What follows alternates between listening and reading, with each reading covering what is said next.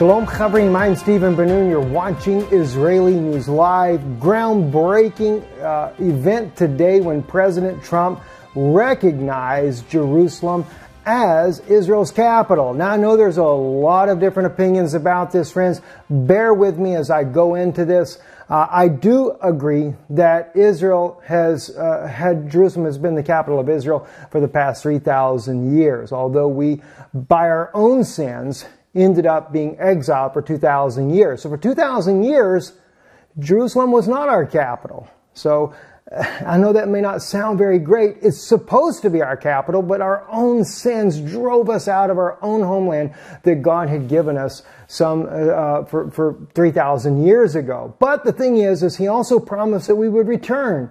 And yes, indeed, we have. Now, there's some very interesting biblical prophecy playing out right now as this whole scenario plays out.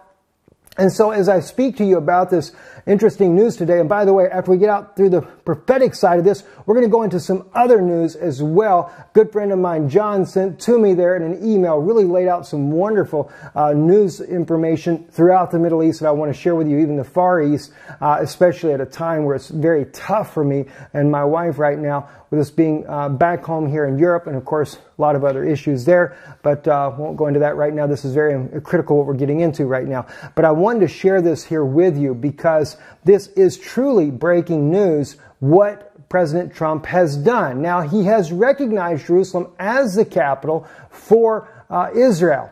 And no mention that I can see in the report here of the Palestinians. It says here, President Trump's decision to recognize Jerusalem as Israel's capital aligns U.S. presence with the reality that Jerusalem is home to Israel's legislature, Supreme Court, President's office, and Prime Minister's office. We have consulted with many friends, partners, and allies in advance of the President making this decision. We firmly believe there is an opportunity for a lasting peace, as the President said in the remarks today. Peace is never beyond the grasp of those willing to reach it. Now, this lets me know, though, what President Trump has done has actually far more consequences probably than what we realize. There's some hidden agenda in behind all of this. So although, yes, Jerusalem is the capital of Israel, I would agree with that. We have to remember the Palestinian people do live in this land. They also are part of the West Bank. And of course, this is something that,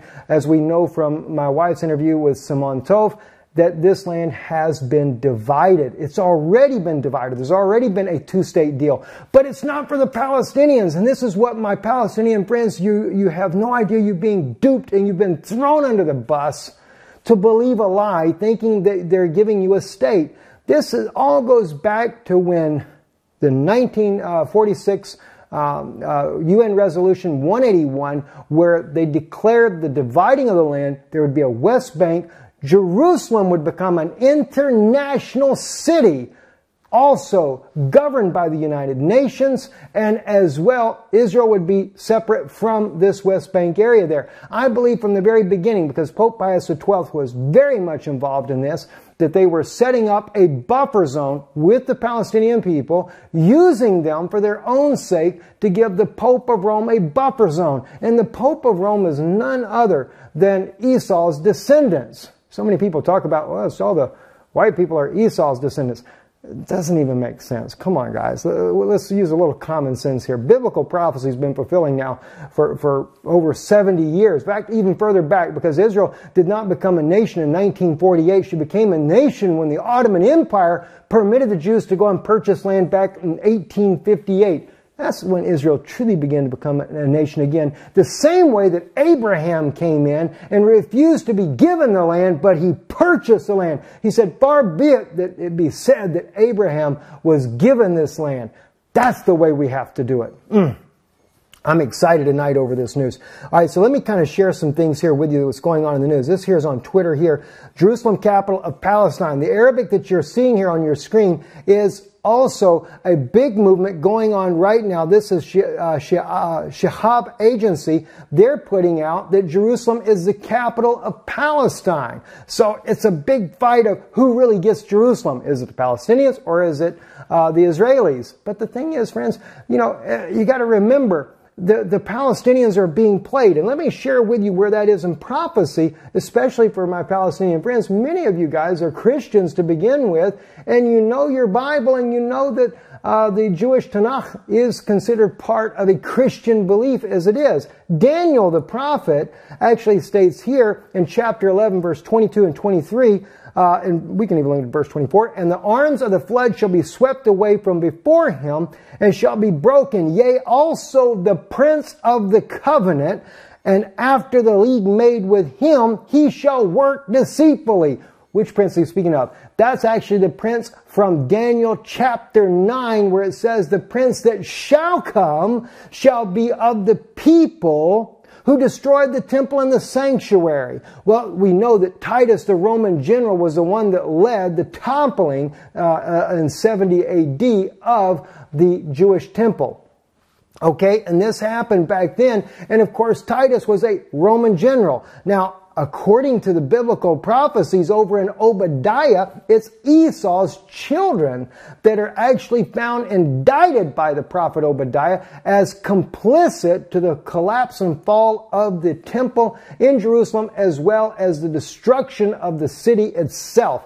Now, scholars would tell you the Syrians were the ones that actually did all the dirty work there, but you got to remember, Rome had already conquered Syria some 50 years before 70 AD when they conquered Jerusalem as well. And of course, again, Esau is blamed in this in the book of Obadiah, saying you should not have stood aloof as one of them, talking about the Syrians, but that was Titus, the Roman general. He's the one that stood aloof as one of them.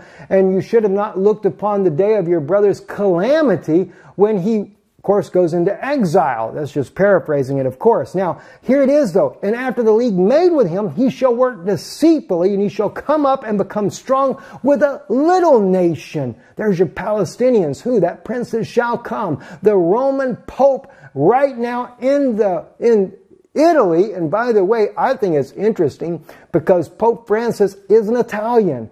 His descendants are Romans. And of course, him being the fact that he is a Jesuit Pope, you can't be a Jesuit unless you are Jewish descent. So those of you that are looking for a Jewish Antichrist, well, that might be a possibility. Not saying that it is, but a possibility. All right, so here we have all this lining up biblically. Now let's look at some more of the news here. I want to share with you something very incredible that Prime Minister Netanyahu said here. And let's not get talking too quickly here. It's a historic day. But listen to what he says here. I want to share some of this with you right now. Whoop. This is a historic day. Jerusalem has been the capital of the Jewish people for 3,000 years. It's been the capital of Israel for nearly 70 years. It was here that our temple stood, our kings ruled, our prophets preached. Jerusalem has been the focus of our hopes, our dreams, our prayers for 3 millennia. From every corner of the earth, our people yearn to return to Jerusalem, to touch its golden stones, to walk its hallowed streets. So it's rare to be able to speak. We'll save the rest of it. He's going to thank President Trump for actually, of course, recognizing Jerusalem as Israel's capital. And again, I appreciate that. I do appreciate that. You know, I know that it does cause a lot of contentions, and I don't mean to cause contention with the Muslim community in that respect there. But again, I want the Muslim community to realize you're being played by Rome from the very beginning. In fact, before 1948, when Israel declared its own independence, during the Holocaust, the 6 years, or actually more than 6 years, but the war that was going on in World War II, they stopped all Jews from being allowed to immigrate into the land to begin with under the British mandate, although it had been permitted to them already, but they totally stopped it and allowed the Jordanians instead to come and settle in the land, as well as the Egyptians. Now, I think that's kind of interesting that that happened, but you got to realize it was also because of biblical prophecy. This is exactly why that was happening.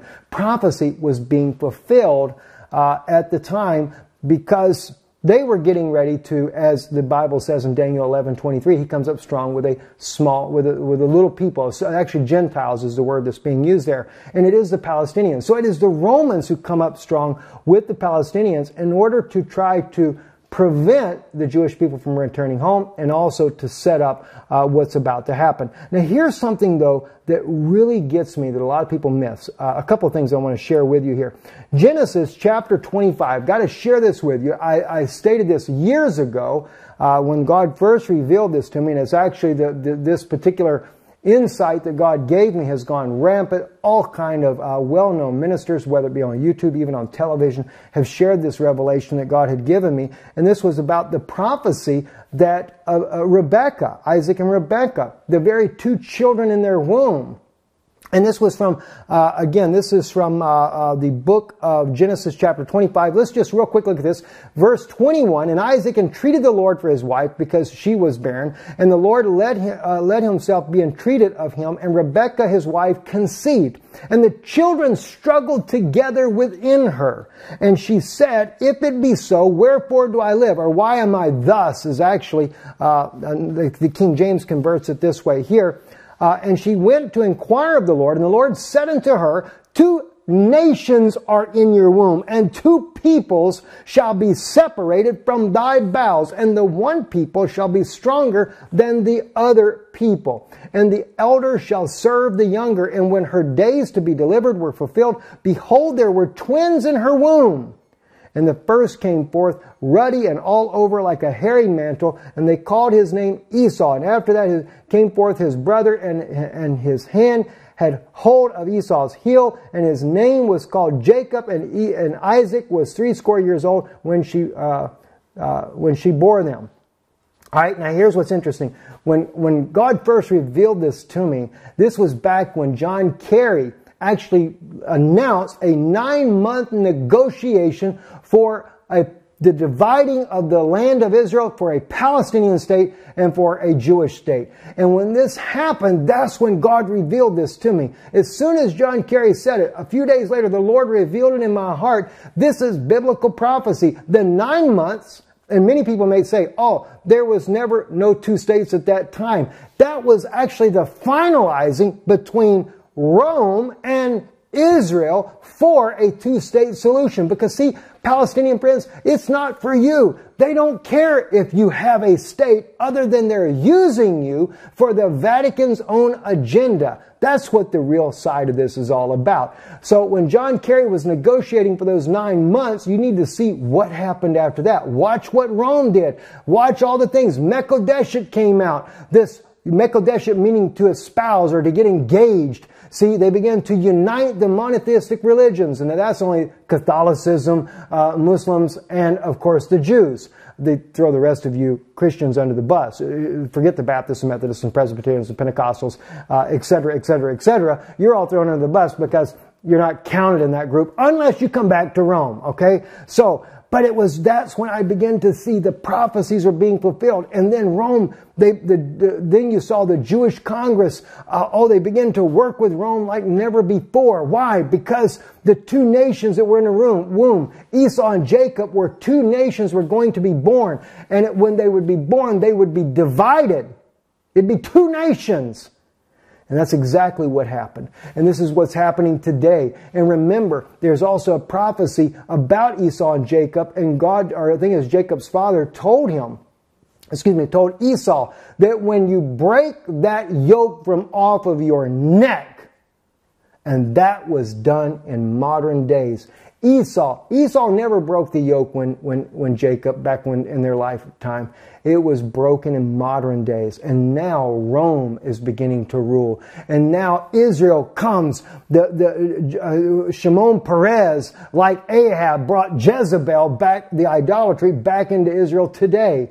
And then, of course, Prime Minister Netanyahu has nothing he can do. He has to just bow down and serve Esau now in order to be able to maintain his state and to be able to get the financial support that he needs to be a state.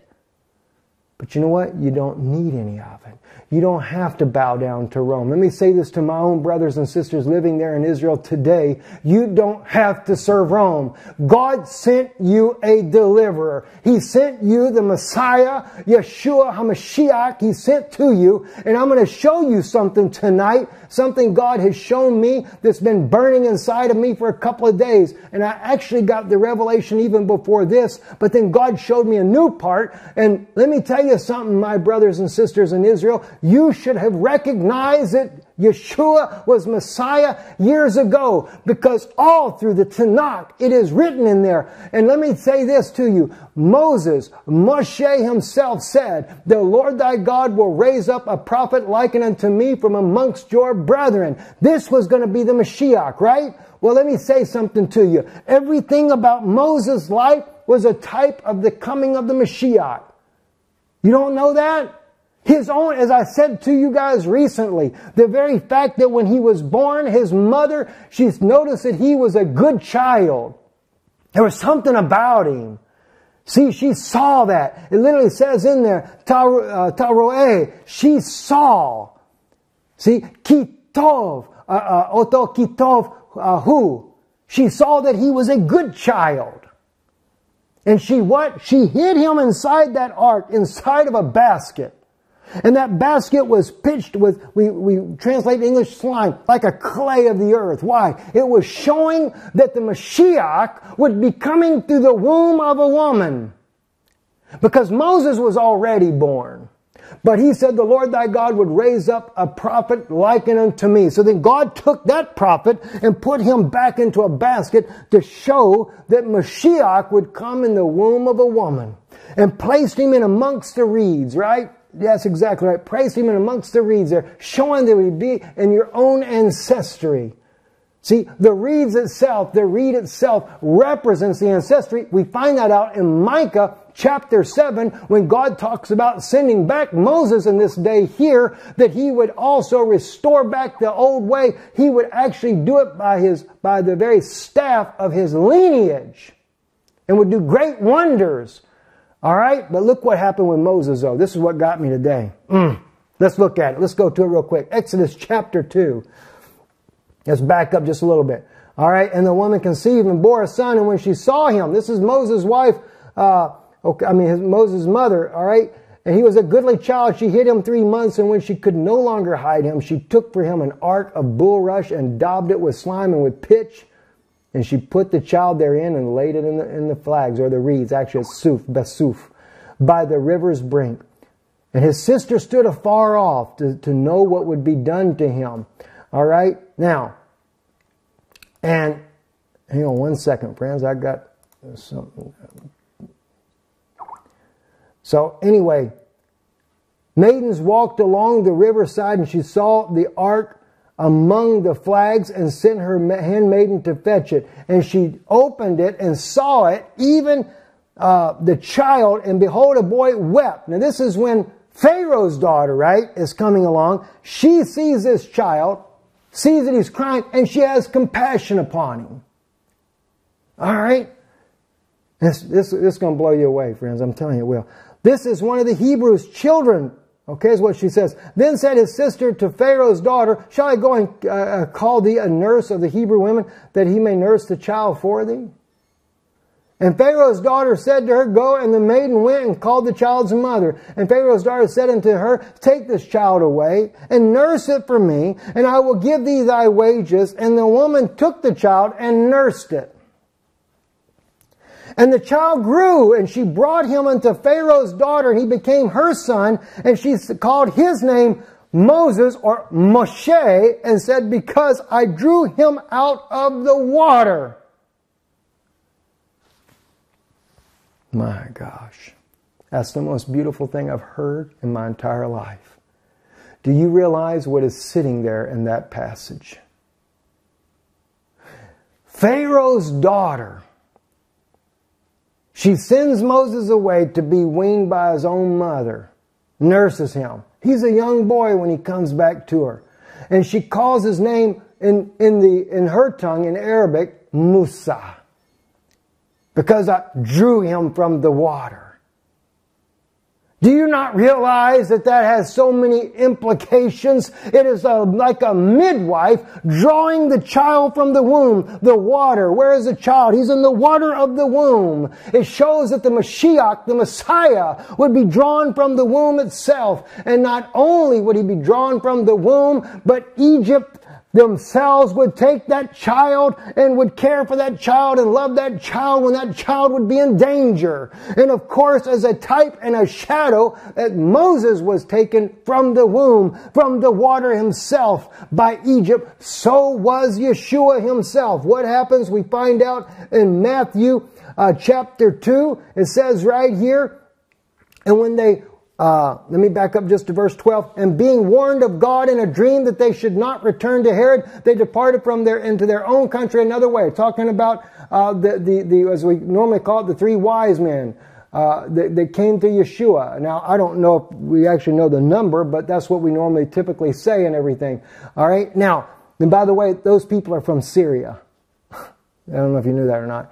And when they were departed, behold, the angel of the Lord appeared to Joseph in a dream, saying, Arise and take the young child and his mother, and flee into Egypt, and be there until I bring thee word, for Herod will seek the young child to destroy him. What was Pharaoh, his own stepmother doing? She pulled him from the water. Musa, showing that the Messiah in the future would be drawn from the womb of a woman, as it says in Isaiah 9. Behold, let's just go and read it. We're not going to lose it now. We're going to go right there and we're going to read it now. All right, now I'm going to get my Jewish brethren that like to try to judge about this. We're going to clear it up right now today. We're going to look at this together now. All right, so we go to Isaiah 9 and I believe verse 6 here. All right, actually I got the scriptures mixed up. Isaiah 9, it wasn't Isaiah 9. I was trying to remember Isaiah chapter 7. We're going to go to verse 14, but let's back up just a little bit. And the Lord spoke again unto Ahaz, saying, Ask thee a sign of the Lord thy God, ask it either in depth or in the height above. But Ahaz said, I will not ask, neither will I try the Lord. And he said, Hear ye now, O house of David. It is a small thing for you to weary men, that you will weary my God also. Therefore the Lord himself shall give you a sign. Behold, the young woman shall conceive. Now I think in the King James you put a virgin, but it's actually the word is alma, which is a young maiden. It is a young woman is what it actually is. Now I would assume if a young woman is conceiving, she's probably a virgin to begin with. All right, but that's just debated by the Jewish scholars. But nonetheless, behold, the young woman shall conceive and bear a son, and shall call his name Emmanuel. All right, think about it. And so with the story of Moses, he's drawn from the water. And God with us, Emmanuel, is going to be born through the birth of a woman. Plain as day. You can't get around it. You just can't get around it. Moses' very life declares it. And as Yeshua was also born in this fashion, as we saw reading in Matthew chapter 2 there, what happened? His father was warned and had to take the child, and where did they go? Into Egypt. Now, of course, Moses was already in Egypt, but like in the case of Herod, Herod was trying to kill all the children, so was Pharaoh trying to kill all the children then, and of course, a young child, Moses, hid in Pharaoh's house. Yeshua hides in Pharaoh's house until Herod passes away. I am just blown away by it. Blown away by it. All right, guys, let's go into some other news here real quick. And again, I want to thank John for sharing this news here with me today. Thank you, my brother, for doing that. So many people do send me a lot of news. I appreciate it. Lanny as well sends me a lot of things there. I don't always get to read everything because I do get hundreds of emails a day. So sometimes if you write me and you wonder why I haven't answered you, I have to dig through it, or if I write you back and then you wonder why I haven't responded. You know, if I don't see it for 3 days, there may be 300-400, well, not 300 or 400, about 1,000 emails already piled up on top of it. So just, it's really kind of intense. Anyway, right here, South China Morning Post, Australia warned over siding against China in a security group there. Former Australian Foreign Minister Bob Carr says his nation should remain neutral and not be viewed as trying to contain China in alliance with U.S., India, and Japan. Seems like that they're definitely trying to isolate China more and more, just like they're doing with Russia. But there's a danger in doing that, and this is something the United States realizes, because if you isolate China, then it could cause a major meltdown economically. But the reason why I think they're trying to do this, though, is because China, Russia, and Iran are all talking about trading in the yuan, the Chinese currency. And so now that's kind of put China on the target list as well. So the nations are going to go against them, no doubt, as well as in this. U.S. is also disputing Putin's claim that Syria war is winding down. No doubt they dispute it, you know, because the war is actually winding down. But I guess that's a kind of a subtle threat to let you know we're going to gear it back up again. The Syrian conflict is likely to drag on and could reignite into full-scale civil war as long as President Bashar al-Assad remains in power, despite efforts by Russia to paint the conflict as winding down, according to the White House officials. That's a flat-out threat. I mean, if anybody don't see this, that's why I say it isn't over, friends. And I really want to say something. I appreciate it. I made this comment about Obama possibly coming back into power. I know, as you guys wrote me in the comments, that technically he cannot come back to run a third term. But if you notice, what I was saying in my analysis of what's happening right now, how they're trying to get Trump out of office and they want to impeach him. And I definitely do not want to see Trump impeached. Believe me, I do not want to see him impeached. But the point is that I see, and when I say I don't want to see him impeached, I'm not saying that Trump is some kind of savior for the world, but clearly he's doing probably a heck of a lot better than the other options that we were to have. But the issue is here. I don't believe that Obama would actually be considered running a third term. If they use this loophole and try to convict Trump, and as well as his administration, which would be Mike Pence right along with him, and then they would impeach him, they would actually back the clock up and say, well, they were actually guilty when President Obama was still president. And so therefore, it was a fraudulent election. Now, I'm giving you the hypothetical side that I'm looking at. I'm not saying that that's what I think it is. I'm just showing you what I think that they're up to. So in that regard, they would try to justify that Obama could go back into office again, because they would say from the beginning the election was a fraud. Now, you're right. As you guys, so many of you say, it'd bring about a civil war in America. No doubt about it. I believe it would as well. And I think that's what they want. This is what you guys are not realizing. They want you to try to kill each other. You know I sat there with Obama's Secret Service agent one time, and he told me they're trying to get the United States to get into an upheaval and kill one another. They want to do it so they can disarm you. That's what they want to do it for. But again, I think that this may be a scenario that's going to play out. And as some of you mentioned as well, Nathan's prophecy there, that he would be the Gog that would lead the Gog of Magog war. Well, I don't know if he's Gog or not, but one thing is for sure, I do believe that if he comes back into power, he definitely would join in with the nations against Israel and no doubt come against them. So there's still a possibility, and again, not prophesying that. All I can say is it looks very odd and peculiar, especially with what Obama is doing on the world stage as well. Also, U.S. military to stay in Syria as long as we need to, says the Pentagon. And they definitely are digging in their heels, building bigger and bigger bases, as we reported from Already Happened. Our good friend Lorenzo over there on Already Happened's website brought that out, that huge military base that is there. So very troubling indeed. And of course, this always seems to be trouble in the Middle East. But somewhere along the way, I believe the Lord will return. And of course, guys, let me say something to you, my Jewish friends, as well. So many more things I could tell you about that we overlooked when it comes to Yeshua being the Messiah. So many things. I'll have to go into more detail later. Check out our channel, Danoon Institute for Biblical Teachings there. I was actually going to do just a teaching on this and put that over there, but it's so much happening in the news, I just had to share it here with everybody. We might run this video over there as well. There's a lot of people there that don't come to Israeli News Live, but we love you guys. God bless you. Thank you. Thank you for those of you that are supporting this work we do. We can't do it without you, so we do want to thank you. And if you'd like to be a part of this work, visit our website, IsraeliNewsLive.org. Also, and I've not stated this before, we have a mailing address in the United States now. I don't have it memorized other than I know it's at Champions Gate. I think maybe I did mention it. Champions Gate, Florida, and I think it's Box 42, but I forget the actual address there. So if you want to contribute by mailing to Florida, which is Champions Gate is actually in Orlando, you can now do that rather than sending to Czech Republic. If you send to Czech Republic, it's still okay because we are here as well.